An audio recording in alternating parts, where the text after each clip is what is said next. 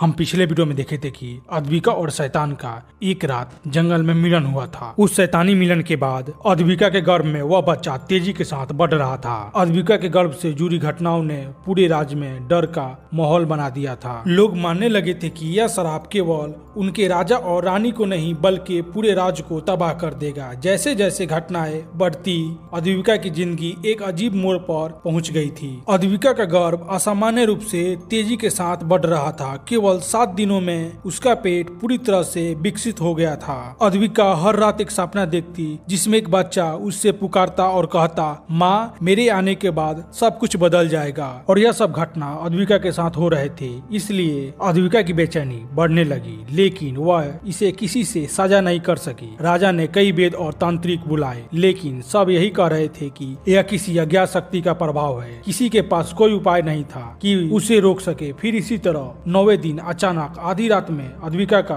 असहनीय पीड़ा हुई। महल के भीतर चीखों की गूंजे उठने लगी। जब बच्ची का जन्म हुआ तो हर कोई सुनने रह गया। बच्ची बेहद सुंदर थी, लेकिन उसकी आंखें खून जैसी लाल थी, और जैसे ही वो बच्ची रोई पूरे महल में अजीब आवाजें गूंजने लगी। उसके जन्म के कुछ ही पल बाद वह बच्ची अचानक वहाँ से गायब हो गई। किसी को भी नहीं पता था कि वह बच्ची अचानक कहाँ चली गई। महल में ऐसे ऐसे अजीब घटनाएं देखकर महल के लोग डर के मारे कांप उठे। पूरी राज्य में यह खबर फैल गई कि अद्विका ने किसी श्रापित आत्मा को जन्म दिया है। अद्विका के उस बच्चे के प्रति प्रेम था, लेकिन अद्विका इस बात से डरी हुई थी कि वह एक राक्षसी बच्चा का हिस्सा है। और बच्ची की गायब होने के बाद अद्विका को रात के समय अजीब अजीब घटनाएं महसूस होने लगी। वह बच्ची हर रात चुपके से अद्विका के पास आती और उसका दूध पीकर वहाँ से गायब हो जाती। उस बच्ची के प्रति अद्विका का प्रेम और स्नेह था, इस कारण से वह किसी से यह बात नहीं कह रही थी। धीरे धीरे वह बच्ची असामान्य रूप से बड़ी होने लगी। 10 ही दिन में वह 18 साल की लड़की जैसे हो गई। अद्विका को यह समझ नहीं आ रहा था कि वह क्या करे, लेकिन अद्विका पूरी तरह से डरी हुई थी। इसलिए डरी डरी जब यह बात वह राजा को बताई तो राजा ने क्रोधित होकर कहा, यह श्राप का हिस्सा है। वह श्राप अब हमारे राज्य को पूरी तरह से तबाह कर देगा।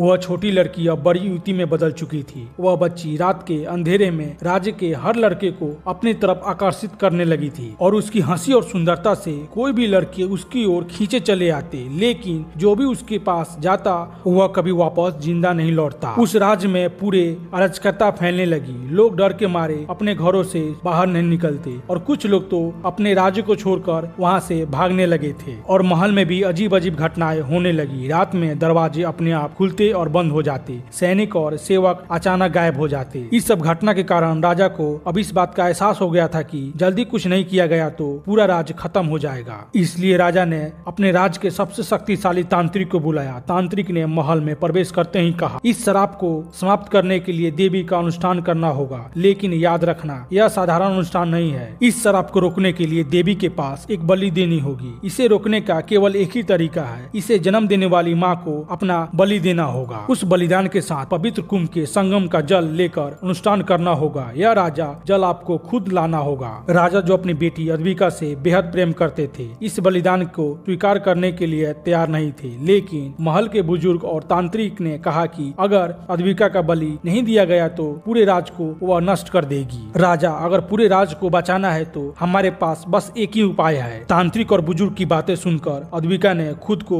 बलिदान की सहमति दे दी। उसने अपने पिता से कहा, पिताजी यह सब मेरी वजह से हो रहा है। अगर मेरा बलिदान इस राज्य को बचा सकता है तो मुझे खुशी होगी। राजा ना चाहते हुए भी अपनी राज्य को बचाने के लिए तैयार हो गया। तांत्रिक की बातें सुनकर राजा वीरेंद्र ने पवित्र जल लाने की शपथ ली, लेकिन तांत्रिक ने राजा को चेतावनी दी, यह यात्रा आसान नहीं होगा। काली शक्तियाँ तुम्हें रोकने की पूरी कोशिश करेगी। तुम्हारा संकल्प ही तुम्हारा ढाल बनेगा। तांत्रिक की पूरी बात सुनने के बाद राजा ने अपने घोड़े पर बैठा और जंगल के रास्ते जल लाने के लिए चल दिया। जैसे राजा जंगल में घुसा, राजा के जंगल में घुसते ही ठंडी और भारी हवाएं चलने लगी। पेड़ों के जड़ हिलने लगे, और फिर राजा के सामने पेड़ के पीछे से काली परछाई उभरी और डरावनी आवाज में बोली, तुम जल लेकर लौट नहीं पाओगे राजा। तुम्हारे पूरे राज और तुम्हारा अंत होकर ही रहेगा। राजा आगे बढ़ते हुए अपनी तलवार निकाली और उस परछाई की तरफ चला दी। परछाई अचानक गायब हो गई और रास्ता पूरी तरह से साफ हो गया। फिर इसी तरह राजा जंगल के रास्ते आगे बढ़ता गया। संगम पहुंचने से पहले राजा को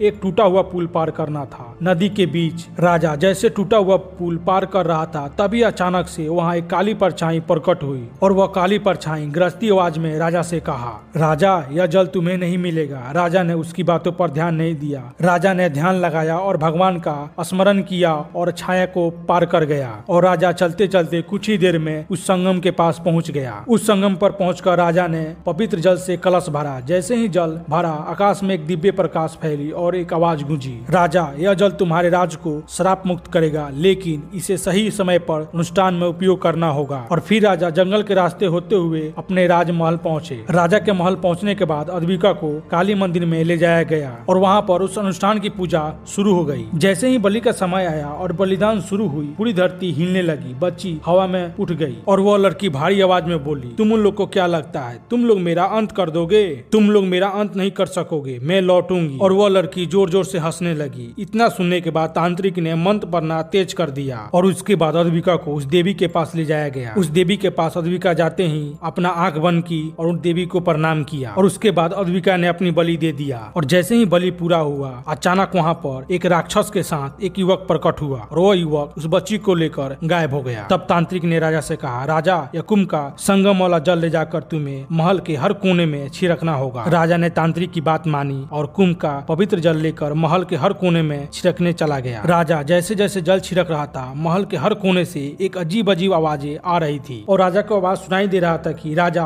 तुम्हारी कर्म का फल तुम्हें मिलकर ही रहेगा। तुम्हें क्या लगता है तुम श्राप से मुक्त हो गए हो? यह बात राजा को समझ में नहीं आ रहा था कि अनुष्ठान पूरा होने के बाद भी ऐसी आवाजें क्यों आ रही है। और उस महल के बुजुर्ग कहते हैं कि अद्विका और उस बच्ची की आत्माएं आज भी महल में भटकती है। हर पूर्णिमा की रात महल के अंदर किसी स्त्री की आवाज और चीख गूंजती है। एक बच्ची की रोने की आवाज आती है। राजा ने तांत्रिक के पास गया और कहा, तब वह तांत्रिक ने राजा से कहा, राजा तुम और तुम्हारा राज्य उस श्राप से पूरी तरह से मुक्त हो गया है, लेकिन वह दोनों आत्माएं आज भी तुम्हारे राज्य में भटकती है। राजा जब तक तुम जीवित रहोगे ये श्राप तुम्हारा पीछा नहीं छोड़ेगी, लेकिन तुम लोगों को डरने की कोई बात नहीं है, वो आत्माएं कुछ नहीं कर सकती। लेकिन उस राज के लोगों को यह लग रहा था कि वास्तव में उस श्राप का अंत हो गया है या वो श्रापित बच्ची किसी न किसी रूप में वापस लौटने की तैयारी कर रही है। और आप लोगों ने इस कहानी को यहाँ तक देखा है तो आपको कहानी अच्छा लगा हो तो प्लीज वीडियो को लाइक करें, चैनल को सब्सक्राइब करें और कमेंट कर हमें बताएं कि आपको यह कहानी कैसी लगी।